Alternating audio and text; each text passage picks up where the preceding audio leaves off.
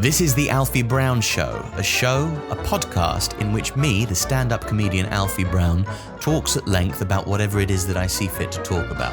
And this week, I saw fit to talk about how I've just looked after my 3 children, or 3 of my 4 children, I should say, Jesus Christ, for the whole of the last week, whilst my co-parent, love of my life, Jessica Cave, was away working on something else. I also spoke about Glastonbury and experiences, memories and quirks about Glastonbury and the festival lifestyle generally. And then I went to speak on, I think, about a tiny bit about the war in the Ukraine, although that was just a little afterthought. I think something that maybe one day will develop into a bit if it's not too fucking abhorrent. Maybe I'm thinking what everybody else, or saying what everybody else thinks.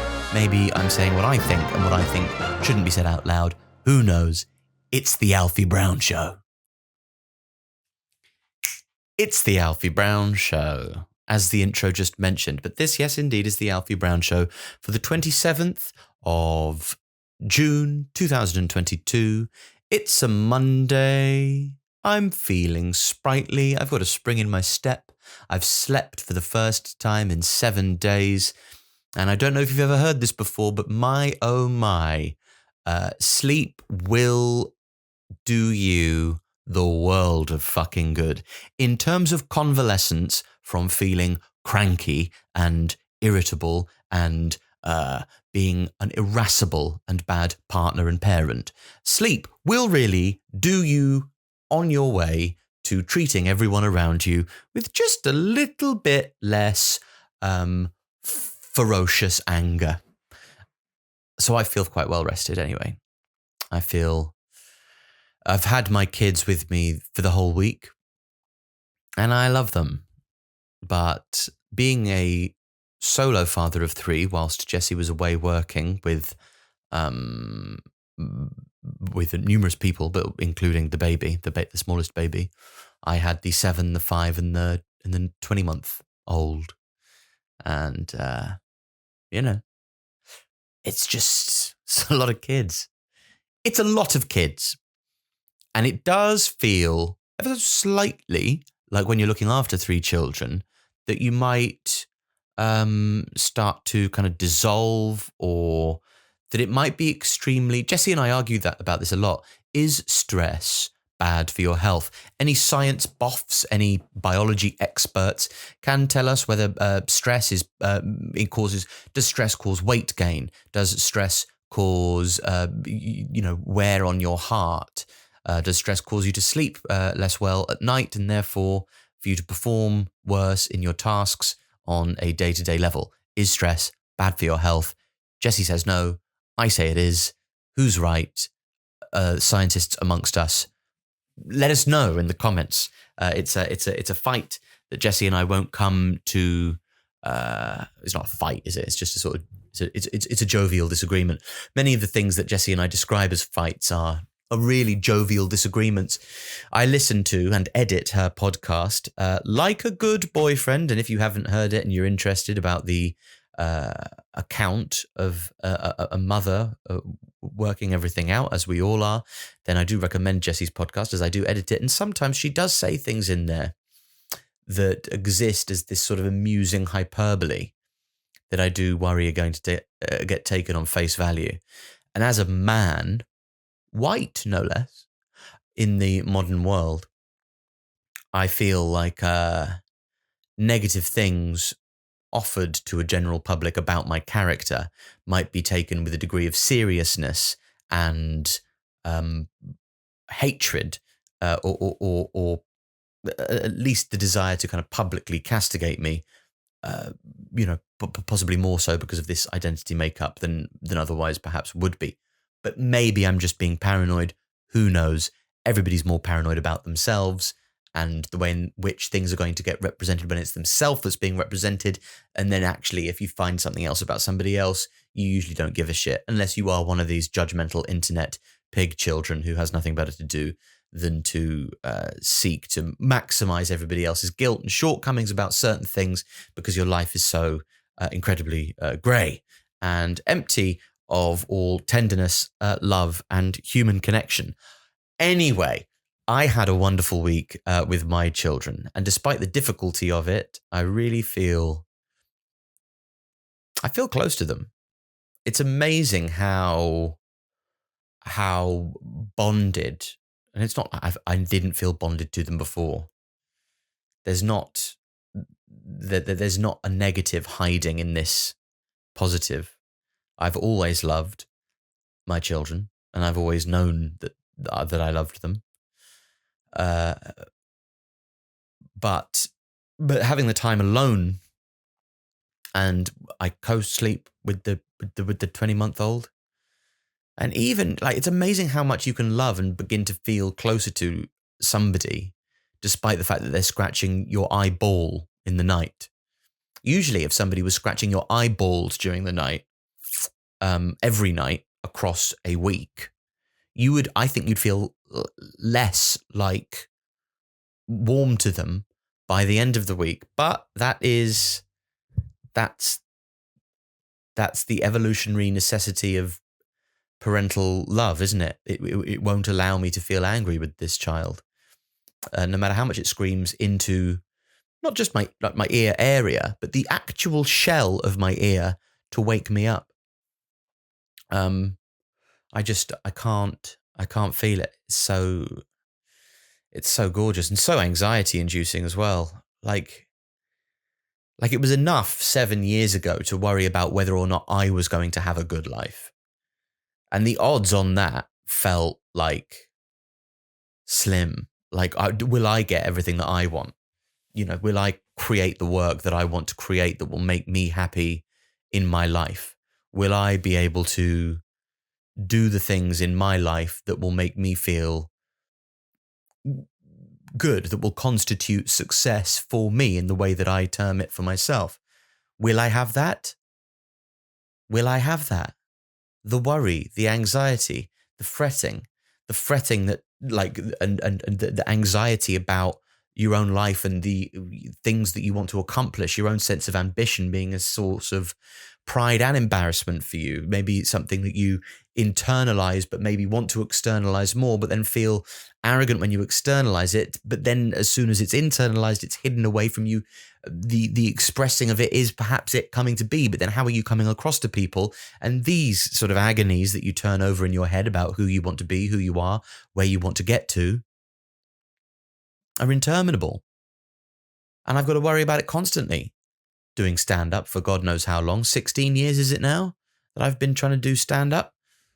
Or not trying to do stand-up, I do stand-up with some success, if you qualitatively, but financially, fuck me. When is anybody going to give me any money? And not those worries about the way in which my career's own kind of functionality, money just seems to fall to other people. I've got money, like friends in TV programs who are just earning money on the days that they don't film because they just, well, in case you need to film, have some money. Fuck! I want some money. People writing for people all the time.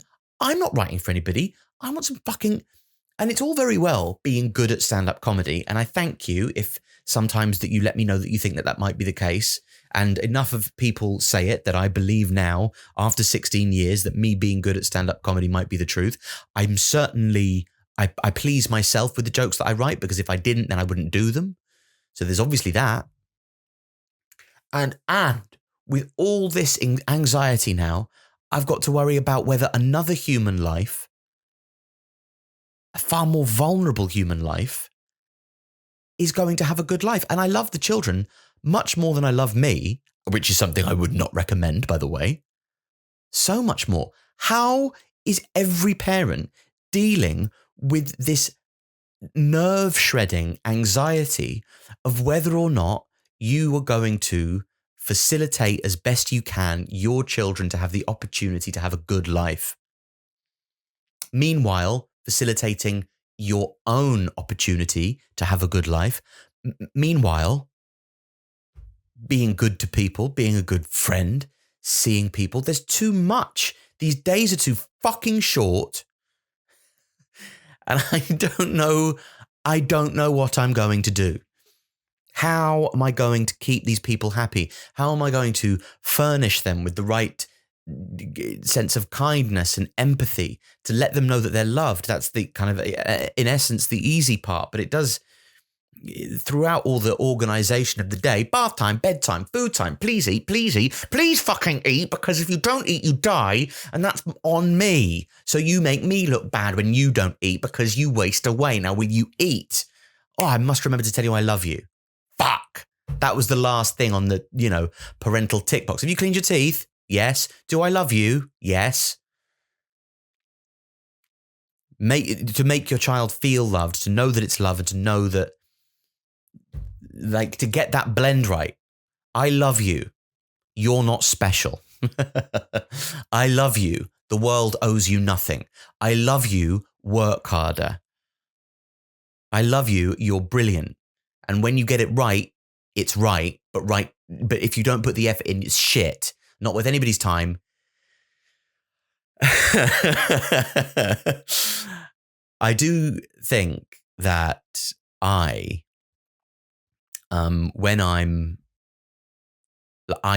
would like to have been parented like that. I'm not that I was parented necessarily that differently, I think. And, I was told that I was really clever as a child. Maybe I was. I don't think I was very academically clever.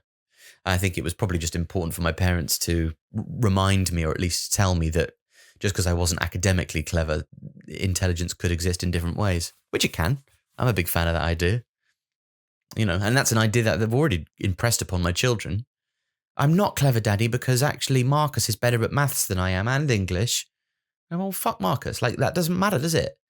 Where's his, emotional intelligence? Where's that? Because you don't do that at school. Where's his, maybe kind of things like logic, logic as it, and self-presentation, self-awareness, logic, and, the communication. Well, there's just every single fucking job in the world that, every single job that will pay you hundreds of thousands of pounds a year. You can have that. Oh, maths and English. Oh, clap, clap, clap, clap, clap. What the fuck are you going to be? Nothing. You're going to write some newsletter.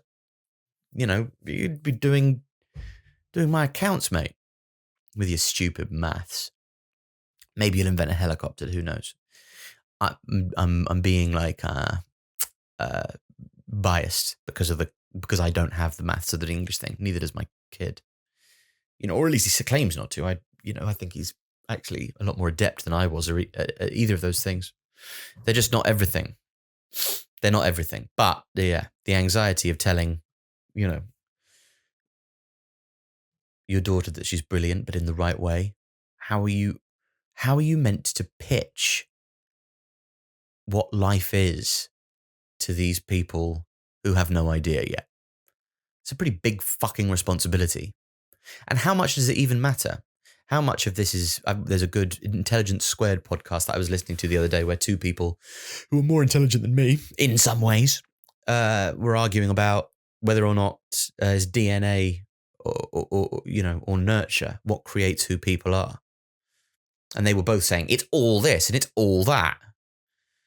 And it's all just kind of like these debates that people have are useless because they mirror political debate, in that it's two sides going, it should be this way, it should be that way. And the real answer is, well, it's sure, what about a mesh of both? What about, somewhere in the middle? Which is the kind of boring truth to a lot of these things. We should abolish private schools, sure. Education shouldn't move as a commodity. But then who do you want to control education? The government? Yeah, you really trust the government that much to trust to ensure that the curriculum is, bent in the right way so as best serves the young minds of the next generation? I don't. So, anti-academy, anti-grammar school, anti-anything that sets the curriculum in a different way. Who should be deciding what goes on in schools? The government. Yeah, well, they're so fucking trustworthy, aren't they? So anyway, I've been looking after them all week. The funny thing is, when you're looking after three kids, and you you are with them for a week and it wears away at your patience faculty, you do forget how to speak to them as if they are not also adults.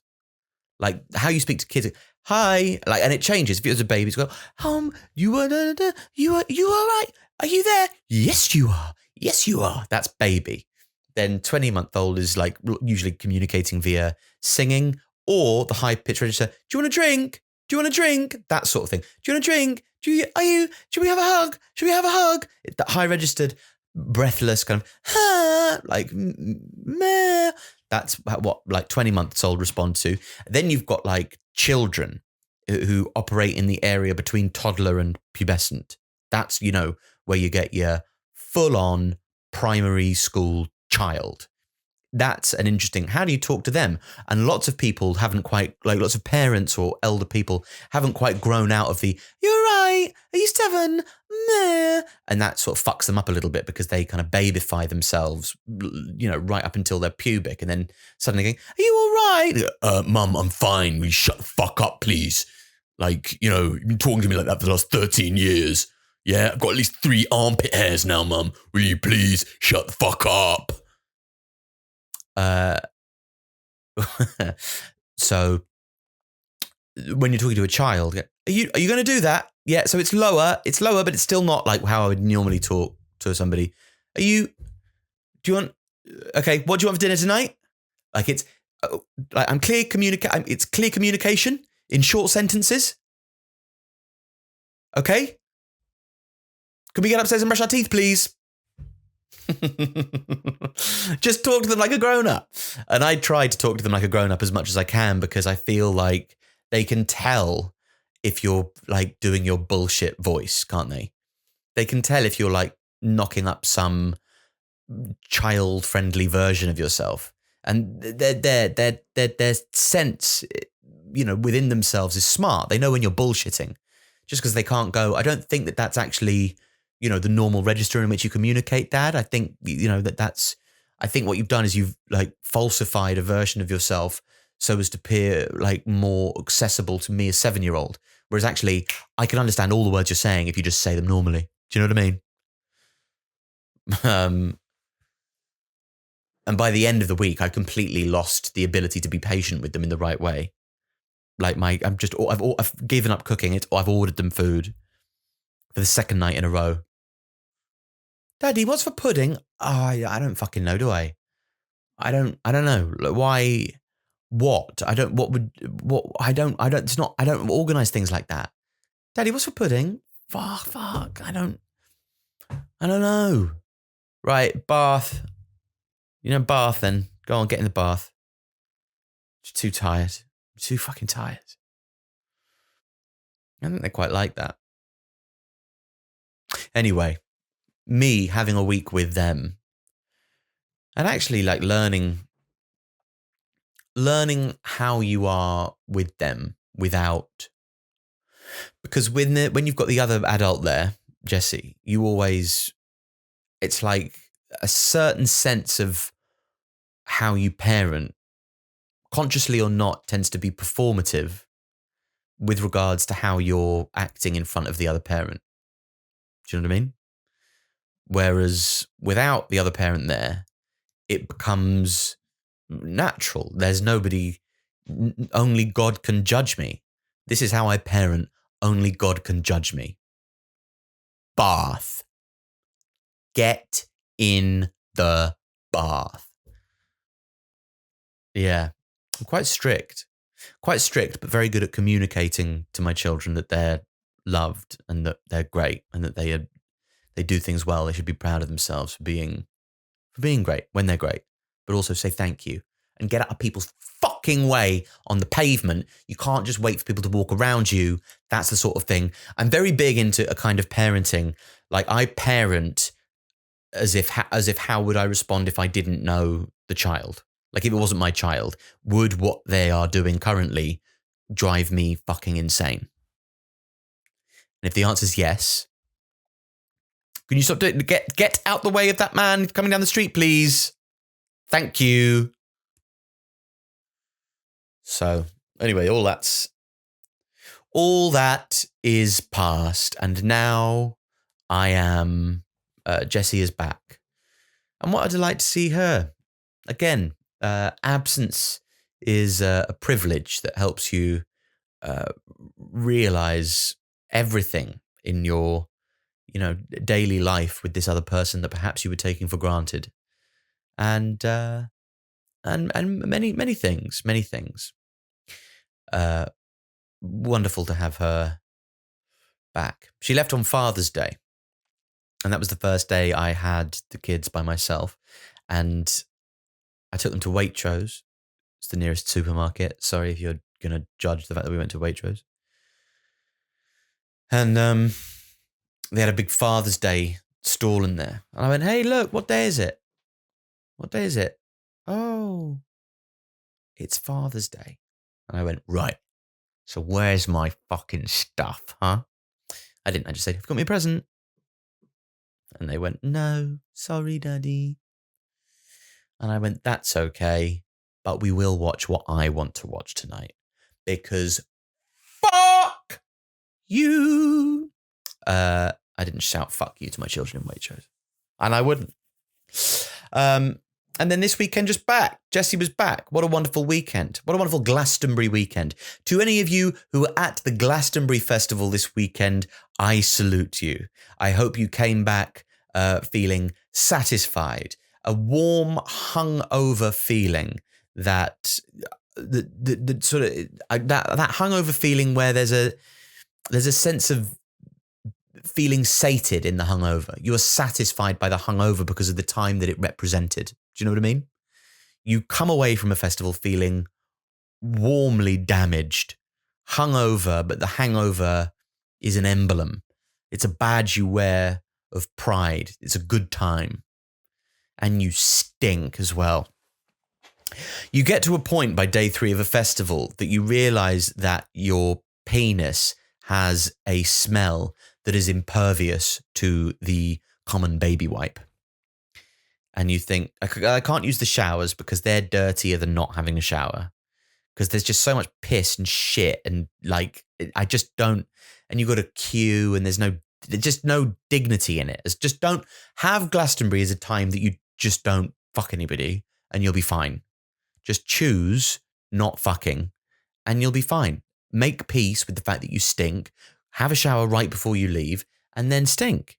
Like baby wipe your armpits if you feel like you need to, but in a festival environment, nobody's really smelling that you stink. And if you do stink, you go, oh, that guy really stinks. It's a fucking festival, loser. Now listen to whichever rubbish band you've chosen to listen to, Kasabian probably, and get on with it. Although Kasabian fans aren't going to be complaining about smell. They're going to be purveyors of it. And kind of metaphorically in terms of the quality of the output, Kasabian will also be stinking. Not my favourite band. I've been to Glastonbury a few times, been quite lucky with my lineups. Saw Paul McCartney actually in 2004, 18 years ago. And even then, I thought, fuck me, this old bloke has some energy. This is an old bloke. An old bloke to be hitting those notes and running about the stage and, all those fireworks banging out the pyramid stage when Live and Let Die was on. Live and Let Die, there were fireworks in 2004. And for the bit that goes that follows, when you were young and your heart was an open book, you used to say live and let live. And then you know you did, but in this ever-changing world in which we live in, makes you get up and cry. Do. But live and let die. Boom, boom. Bow, and then it goes quick, doesn't it? Ba-da-da, da-da-da, da-da, da-da-da, da-da-da, da-da. Anyway, for the ba-da-da, da-da-da, da-da, they had fireworks come out the top of the pyramid stage, but it was they weren't playing the music, so it was just ba-ba-ba, ba-ba-ba, ba-ba, but because it was fireworks, it just went bang, bang, bang, bang, bang, bang, bang, bang, bang, bang, bang. Bang, bang, bang, bang, bang, all in the same note. because you can't put fireworks in a sort of certain note. Maybe you can, but they didn't. And whilst it was sort of like, well, oh yeah, I know what you're trying to do. From the rhythm, I've inferred like, I get what you're going for there. You're trying to go like, ba ba ba, ba ba ba, ba ba. But it doesn't do that, does it? It just goes bang, bang, bang, bang, bang, bang, bang, bang. So it's not the most satisfying thing in the world. If the fireworks went bang, bang, bang, bang, bang, bang, bang, bang, that would be really great. But what you've done is sort of, some fireworks. There was probably a better way to do that, is what I'm saying. Mr. or Mrs., Glastonbury, whoever organised that bullshit. Paul McCartney's pyrotechnics person. So think about that. And there is a sort of like an anti-establishment feeling to Glastonbury that really gets on my nerves. Like, there's a really, like, it's a really, everybody there at Glastonbury has this anti-establishment. Well, it's not everybody, but so many people at Glastonbury have this anti-establishment feeling to them. A message that they want to convey, heal the world. It's just so great to be outside the system for a weekend. It's so great to be outside the system just for a weekend. This is the system, okay? You are still in the system. Somebody got the system and they put it in a field. That's where you are. You are in the system. Don't pretend like you aren't a part of everything that is still wrong with the earth because you're in a field now. It's the system, okay? You're in the system. Oh my God, I feel so sorry for those refugees in Calais. But maybe if they had a food stall and Bruce Springsteen was here, then that would be okay. I'd happily pay to have an experience like that. There is an element to Glastonbury like that I can't stand. But it's more often Glastonbury is about the sense of community. And I guess it's what people get from going to football, but without football. The like-minded people enjoying, cultural events in unison and a feeling of human commune that is arousing to the senses because it makes you feel like you aren't alone in this world, which is so much of what we crave, given the fact that consciousness is such a lonely experience. And there's drugs at Glastonbury Festival. I've never taken drugs myself, but too scared. I've not taken any drugs ever, apart from weed, which I don't count as a drug, really. It's not a drug, is it? It's like, it's not a drug. It's so mild. But things like LSD, I don't trust that I wouldn't hallucinate something that would ruin my life. I just don't trust my subconscious to, look after me.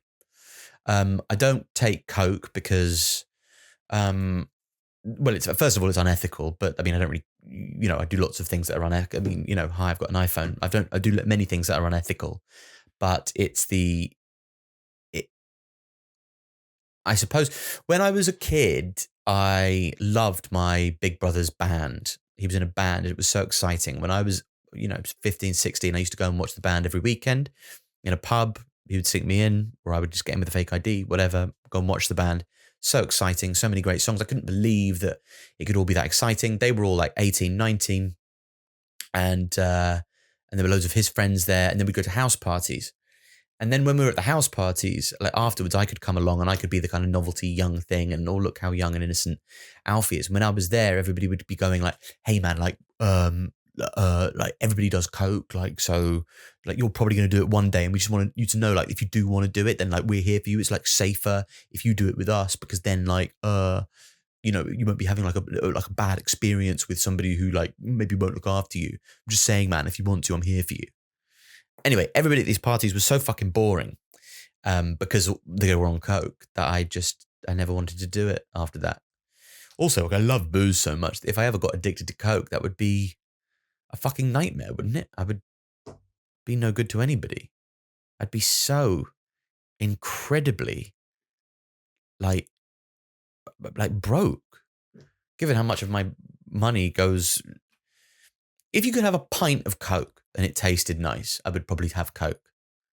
You get a nice big pint of Coke, and then I would have Coke and the effect was like at the end of 2 pints was equivalent to 1 line, and then I would do Coke if that was the situation, because it would feel more natural to ingest. Like, you can't have a sip of Coke. Or do you want any Coke? I just have a half. A cheeky half. And I'm going out with the missus tonight. So I just have a cheeky half before I go home, and then, yeah, thank you. Thank you very much. Yeah. No, I feel right as rain. I can't imagine that I'm going to want any more of that later when we're at the theatre, watching the new Alan Ayckbourn. I'd take Coke at an Alan Ayckbourn play, actually, just to jazz it up a little bit. I feel like that might be boring enough that it might, at least what's going on in my head will be more interesting than what I'm watching. Do you know what I mean? And then, like, the amount of walking that you do, I would like to go back to Glastonbury. There is something engaging and in, like, a whole other way of living exists for just a weekend in a place that you would never go. Like, you get so used to your surroundings wherever you are, so used to living in a sort of urban community, that seeing like a huge city operate in such a confined space, like hedonistically, and living a kind of a life of indulgence and sort of cultural exploration in a field, it all just looks cool. It is cool, and I like it, and I would like to go back, but I haven't been back since 2014, and the headliners were crap that year. 2009, that was the best year. Neil Young, Bruce Springsteen, Blur. Yes, thank you very much. Beat that, and I'll come back. Absolutely. But I haven't been back, and I don't know if I ever will have the wherewithal to go. I would go if I was performing. That'd be cool, despite how thankless festival gigs are. I was on the Have a Word podcast this week where I told a story about my experience in a festival. Go and seek that out if you want to hear my festival story. It's quite a juicy one. Of course, and as always, thank you so much to Have a Word for having me. I adore it, love being a co-host. It is funny, the dynamic difference when you're in a room with about 5 other people. You've got a co-host and you're trying to make each other laugh, and the dynamic of performance, as opposed to this, where I'm speaking and the only person who I have the capacity to bore is myself. And I did yesterday. I started doing this podcast and was so boring I pressed stop. So by contrast, that I at least think I'm being entertaining enough right now that I haven't pressed stop. Yesterday, there's nothing more depressing, because at least when I'm talking to you like this, I can sort of pretend that I'm not by myself. I am talking to you in a sense, and I am talking to you. If ever you tell me that you like the podcast, I really, really respond to that, more so than I respond to anything else, I think, because I am speaking directly to you. So if you do listen, I feel exceptionally validated by that. And I hope that you find it funny enough or engaging enough or interesting enough for you to carry on listening. So I am deeply, deeply grateful, but it's such a different experience to doing it in a room of a bunch of other people. And it's more difficult to know when you're being funny, or at least have the instincts to be funny. Like, who am I trying to make laugh? There's nobody real that I'm trying to make laugh, so I don't know if I even am. Oh my God. The other thing, and this strikes me at every single festival I go to, whether it be kind of Latitude Festival or Glastonbury or any of the others I go to, those are the only two. I've been to the Isle of Man or Bestival or whatever it was called. Isle of Wight, Bestival, whatever it was called, a few times, but I didn't much like it. But the thing is, they have volunteers at all of these festivals that help you find your way about, like, go where you want to go. And it is so funny to hear these people because they're all from different places. All of it, when you're driving into the car park and you have to go to different checkpoints, there's like, fucking 17 different checkpoints. You drive down to my friend there, and each one of these people on each one of these checkpoints, first of all, it's completely unnecessary because you're getting told to drive in a straight line to another high-vis jacket that you can already see at the first person in the high-vis jacket that you're with at that particular moment. There is no fucking point. Absolutely none. So you just get to this person and then you fuck off down the road to the next person who you would have just gone to anyway. All that's happened is the first person has stopped you and told you to go where you were already going to go. And then you get to the festival, and every single one of these helpers, like volunteers, has the strongest accent, but they're all from different places. It's like they hire people from everywhere, but the one thing that you need is the fucking strongest possible interpretation of the accent of wherever you are from. So you get there, you go, yeah, I'm right, yeah, fucking, yes, yeah, I'm just going down the road there to my friend in the Harvey's jacket. My friend in the Harvey's jacket will sort you out a parking space. Do you understand what I'm saying? Well, yeah, sort of, okay, thanks very much indeed. Bye. Fat down the road. Hey, Paul, how you doing? So, basically, you take a hit and see how the person in the Harvey's jacket is. You know what I'm saying to you, Paul? Paul, get down there and then turn the right and then you'll have the time of your life. Do you understand what I'm saying, Paul? Down there to my wee man in the Havas jacket. Do you understand me or what? Okay, thanks very much indeed. Bye. Bye. Hello, my lover. You're here to park your car, are you? Oh, that sounds lovely. Are you just going to go park your car in between my lovely big knees? I'm a giant, I am. I'll park it over here. Just, you see my mate in high-vis jacket over there. Then you go park your car over there, my lover. Do you wonder, okay, have a lovely, do you want a bonbon? I've got a big bag of bonbons here. I don't know why, but I love sharing them with whoever comes by. Okay, you just pop off then, my lover, to the wonderful thing down the road, okay? Buongiorno, do you wish to park your car?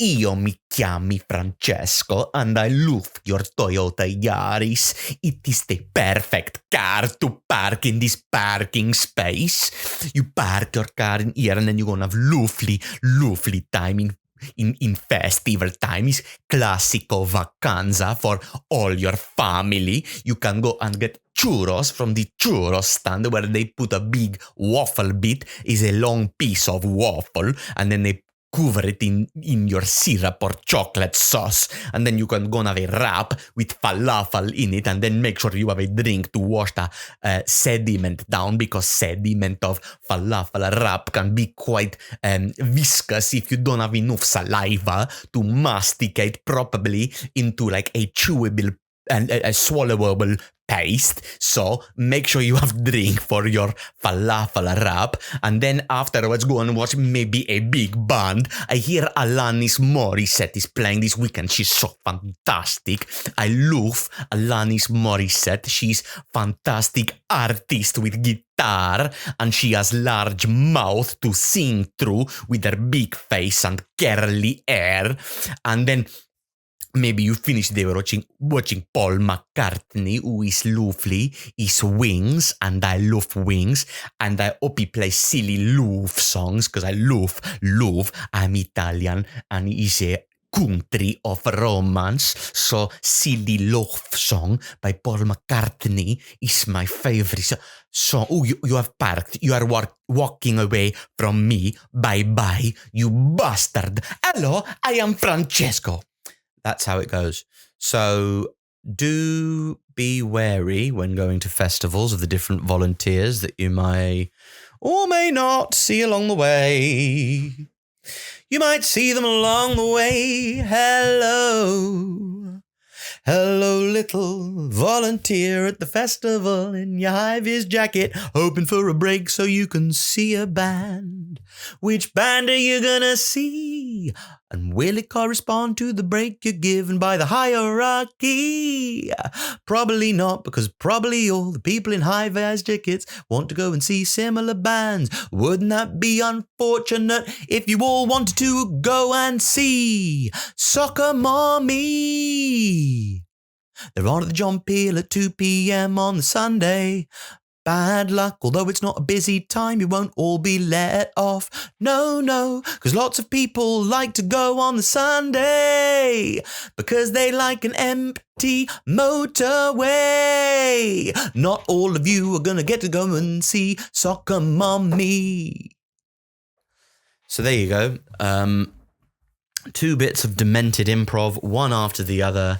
And I hope they were all right for you. If you are one of the people that listens to this podcast because you like it to try and get to sleep to, I apologize if I just woke you up, okay? I'll try not to shout for the rest of the episode so that you have something to snooze off to. War still going in Ukraine, innit? But we sort of lost interest, haven't we? That's the thing about the news, is that, like, big news that we care about. Oh my God. I mean, what the news is new. The clue is in the word news, isn't it? Yeah. So, like, if you're reading the news, the problem with the news for me is that I don't understand what I never read the olds when they were the news. So how am I going to understand the news when I never read the olds? All news should feature, like, previously in the news, Vladimir Putin oversaw, quite rough and ready policy when evacuating a terrorist-held theater, and lots of people who didn't need to die died, and this is the sort of leader he is, and da-da-da-da-da. And then we'd have more understanding of the news because we know what the olds were. And I'm very into trying to discover more about the olds. I've got lots of history books up on my bookshelf behind me, which I do wish to engage with. But you know, I don't want to stagnate as an adult. I feel scared. This is serious, actually. I feel very scared of stagnating as an adult. I realise I don't think I've listened to a new album in such a long time. And I've read things about how, like, you know, after a certain moment, you just don't listen to new music. You stop listening to new music when you get to, you know, well, most people do when they get to about 29, 27. Well, I don't know the age, but they do. And I've stopped. And I think lockdown, because I couldn't concentrate on anything, I stopped reading. And I haven't been able to get reading back.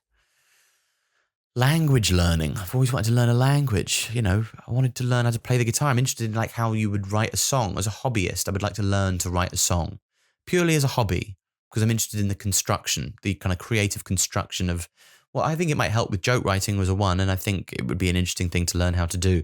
But all these things take such fucking time that you're 35 before you know it. And what have you done? You can't even read a fucking book, and you don't understand the news because you never read the olds.